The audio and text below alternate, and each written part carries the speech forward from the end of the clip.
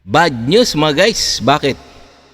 Si US President Donald Trump dismayado kay President Bongbong Marcos dahil sa pangtanggi nito na magpadala ng warship sa West Philippine Sea. Yan ang bad news. So guys, no, ito ang bibigyan natin reaction video komentaryo, question, criticism, at kung ano man inyong mga saloobin, pwede rin naman kayo mag-komentaryo dyan sa baba. Okay? So, kung bago pa lang sa aking channel, please like and subscribe na lang muna sa ating YouTube channel bago tayo mag-umpisa. Okay? And also, please pakisubscribe din kay Summit Media Philippines. So, sa kanyang video to, so bibigyan lang natin ng reaction video to, no, komentaryo. Kasi ito yung mga maiinit na balita sa ngayon tungkol sa West Philippine Sea. Alam nyo naman na West Philippine Sea, no? Talagang inaangkin ng mga Chekwa na to na nakakabwisit talaga. Nakakapanindig balahibo itong mga Chekwa na to dahil sa kanilang kagahaman sa teritoryo ng ating Pilipinas. Gaham sa ating sariling teritoryo, no. So okay, no. So please like and subscribe na lang muna sa ating YouTube channel. Okay, umpisa na natin. Tila hindi nagustuhan ng bansang Amerika ang naging pasya ni Pangulong Bongbong Marcos Jr. na wag muna magpadala ng mga sasakyan pandigma ng Philippine Navy para mag-escort sa mga barko ng Philippine Coast Guard at ng Bureau of Fisheries and Aquatic Resources o BFAR. Ito ay sa kabila ng mga sunod-sunod na mga ginagawang pangaras ng China Coast Guard hindi lamang sa mga barko ng PCG at BFAR, kundi maging sa mga mangingisdang Pilipino na nangingisda sa mga bahura at isla na nakapaloob sa 200 nautical miles exclusive economic zone ng bansa. Sinabi ng Pangulo sa ambush interview na hindi makikipagyera ang Pilipinas sa China kaya hindi kailangan ng warship. Binigyan din ng Presidente na patuloy na susunod ang Pilipinas sa mga pandaigdigang panuntunan sa West Philippine Sea at isusulong ang mapayapang kalutasan sa usapin ng mga teritoryong pilit na inangkin ng bansang China. Hindi Teka, no, magkokomentaryo dito. Ang sabi ni President Bongbong Marcos na hindi siya magpapadala ng warship dahil hindi naman gera yun Ang sa aking opinion lang, no? Sa aking opinion lang, kung hindi magpapadala, ang ibig sabihin nito dire-diretso lang ituloy. Dire-diretso, tuloy-tuloy na lang ang pangbubuli, pang-water cannon, pagbabangga, panghaharas sa ating mga Philippine Coast Guard, sa ating mga ngingisda at sa mga BFAR natin ng mga China Coast Guard. Parang ganun Parang ganun yung aking opinion, no, sa aking nababasa, no. So ibig sabihin na ni PBBM na hindi magpapadala kasi hindi naman daw gera, hindi raw magpapadala ng warship kasi nga hindi naman gera sa West Philippine Sea. So ganun na nga yun. So hayaan na lang muna na bangga-banggain tayo, i-water cannon, ihaharas mga mangingisda, tatapatan ng helicopter yung mga mangingisda para yung hangin ng helicopter bugahan sila. Ganon siguro, ganon na aking pananaw So pwede rin naman kayo komentaryo dyan sa baba, no, mga guys. Niya ugali ng Pilipinas na mapagsimula ng tensyon bagtos ay sinisikap na mapahupa ito at daanin sa diplomasyang isyu para yun sabi daw isa pa daanin daw sa diplomasyang issue yung sigalot sa West Philippine Sea. Pero sa aking opinion, no, matagal na yan lagi na lang ganyan. Hindi yung yung China nga hindi sumusunod sa international law sa international law, sa hindi sumusunod, hindi nakikinig sa arbitral ruling, hindi nasunod sa mga batas ng Pilipinas. So paano naman masasabi na ilulutasin ang sigalot sa West Philippine Sea by diplomatikong paraan? Di natin alam, no? So ewan natin. Patuloy na kapayapaan sa rehiyon. Yun, Saad niya, we are not at war. We don't need warship. we don't do that. The Philippines does not escalate tensions. Quite the opposite, the Philippines always tries to bring down the level of tension. Sinabi ni Pangulong Marcos Jr. Yun. na sa kabila ng patuloy na panggigipit ng pwersa ng China sa mga mangingisda at PCG, magpapatuloy ang resupply mission sa West Philippine Sea para protektahan ang teritoryo ng bansa. Ayun na nga yun, ayun na nga sinabi ko. So hindi talaga magpapadala. So ibig sabihin, dire-diretso lang ang mga Chinese, yung China Coast Guard, ang PLA Navy sa pangharas sa ating mga tropa dyan sa West Philippine Sea. Parang ganun na nga, no, mga guys. At hindi naman nagustuhan ng ilan sa mga defense analyst Yun. dahil magbibigay lamang ito ng malaking kumpiyansa sa China na lalong igiit ang kanilang karapatan sa West Philippine Sea sa pamamagitan ng patuloy na panghaharas nito sa mga barko ng PCG at BIPAR gamit ang kanilang pwersa sa China Coast Guard na may kasamang sasakyan pandigma mula sa People's Liberation Army Navy. Sinabi din ng mga analyst na sana kunin na ng pagkakataon ng gobyerno ng Pilipinas na magpadala ng mga warship sa West Philippine Sea dahil alos araw-araw nang nagpapatrolya ang ilan sa mga warship ng Amerika sa West Philippine Sea na pagpapakita lamang na handa silang tumulong sa puwersa ng Pilipinas kontra China.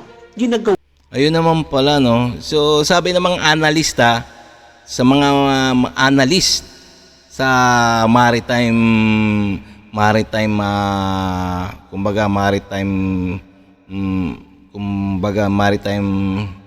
sa batas, no, na kumbaga bakit di na magpadala ang ating gobyerno ng warship, kasi nga patuloy na binubuli lang tayo ng mga China. So ganyan ganun ang pagkakasabi ng mga experts sa maritime. ito ng Amerika dahil iginigiit ito ang freedom of navigation at balak tuldukan ang mga mapandingnan na tindash line ng bansang China. Indikasyon lamang nito na gusto ng Amerika na gawin ang ninanais ng Pilipinas kung ano ang makakabuti para protektahan ang mga karagatan sakop ng 200 nautical miles exclusive economic zone nito. Maging ang ilan sa mga matataas na general na malapit kay President-elect Donald Trump ay dismayado sa naging payag na ito ni Pangulong Bongbong Marcos Jr. O tingnan niyo tingnan niyo, hindi fake news to. Ito dyaryo to, balita sa Amerika. Na mga ibang mga general dismayado talaga sa ginawa ni PBBM. Ito babasahin natin na Trump's Defense Secretary Pete Hegseth disappointed with the President of the Philippines statement. So ibig sabihin, talagang disappointed sila sa ginawa ng Pangulong PBBM na huwag magpadala ng warship sa West Philippine Sea. Sa katunayan, kasi ang nasa isip ng Amerika, ng US, parati naman silang nandyan. Parating nandyan nagpapatrolya ang kanilang US destroyer, US Coast Guard at mga barkong pandigma ng Amerika. Kaya handa silang tumulong in case na magkaroon ng sigalot diyan. So kaya nga nagdismayado talaga ang Amerika. Ba't hindi nila magpadala ang gobyerno ng Pilipinas ng warship? Kasi nga nakahanda naman tumulong ang Amerika Tsaka isa pa, hindi naman magkakagera yan in case porkit ba nagpadala ka ng barko ng warship sa West Philippines magkakagera na. Para sa aking opinion, hindi naman siguro, no. Di bale kasi kasi wala namang gustong magkagera o kaya wala namang gustong unang magpaputok. Kasi once na magpaputok ang isa, unang nagpaputok ay talagang gera yan. Pero iiwasan ng mga Chekwa yan, ng mga China, na sila ang unang magpaputok. Kasi alam nila mangyayari, ang mangyayari sa China, sa kanilang bansa, pag sila ang una nagpaputok, sigurado na yan, tunaw ang China. Sigurado yan. Kasi nga, nakahanda ang Amerika para sa depensa. Alam nyo naman ang Amerika gigil na talaga. Gigil na talaga sa China. Naghihintay lang ng man mangyayari Kaya nga lagi na lang daw, kaya lagi nagpapatrolya ang US sa West Philippine Sea. Na tila sinasabi ng mga ito na napakahina ng ating Pangulo sa Yun. pagkikiharap nito laban sa China. Yon, okay mga guys. So, tingnan nyo naman Tila O yan So, nakita naman natin na sabi ng Amerika na napakahina. Ayun napakahina ang pagtugon ng Pangulo ng Pilipinas sa ganyan mga sitwasyon. Talaga nadismayado ang Amerika, lalo na si Donald Trump. Diba? So talagang nakakadismaya naman talaga, no? Talaga ewan natin kung ano nasa likod nito, bakit hindi nagpapadala ng warship. Tsaka basahin natin yung yung mga komentaryo ng mga netizens. Ito, tingnan nyo, ayan babasahin natin Puro pride, pinapairal nyo. Duwag at mahina naman kayo. Oy, tindi Ayun ang komentaryo ng mga taong bayan. Ito, isa pa Dapat lang magtulungan. Buti nga tinutulungan tayo ng US, tapos tayo hindi pa nag-cooperate. Tama nga naman, handang tumulong ang Amerika, kaso hindi naman nakipag-cooperate ang Pilipinas. Ito pa, isa pa. Walang katapusan panggigipit ng China Coast Guard, dapat papayag na BBM. Matatapos na lang in termino ng ating presidente, ganun pa rin panghaharas ng China. Pati ako hindi ko maintindihan kung bakit. Tingnan mo, matatapos na lang yung termino ni Presidente Bongbong Marcos, pero nandiyan pa rin panghaharas ng China. Kaya nga, pati yung netizens namumblema tuloy. Nagkakaroon tuloy ng problema.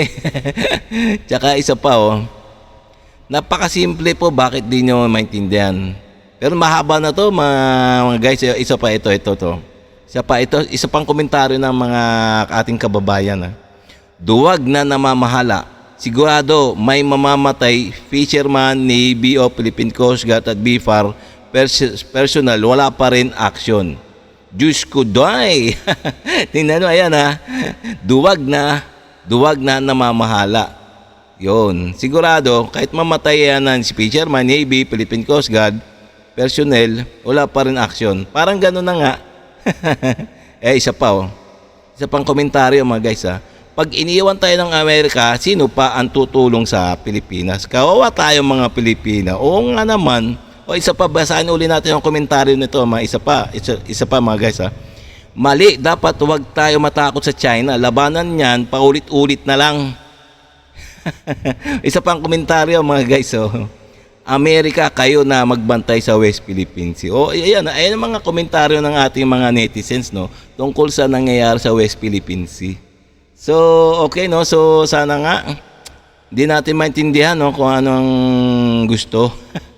Ay nako, pati nga mga taong bayan yung nakakaroon tuloy na yung sakit sa pag-iisip dahil sa nangyayari sa West Philippine Sea. Ay nako, Diyos ko. Okay guys, kung nagustuhan nyo yung mga ganitong mga reaction video, please like and subscribe na lang muna sa ating YouTube channel bago tayo magtapos. Okay?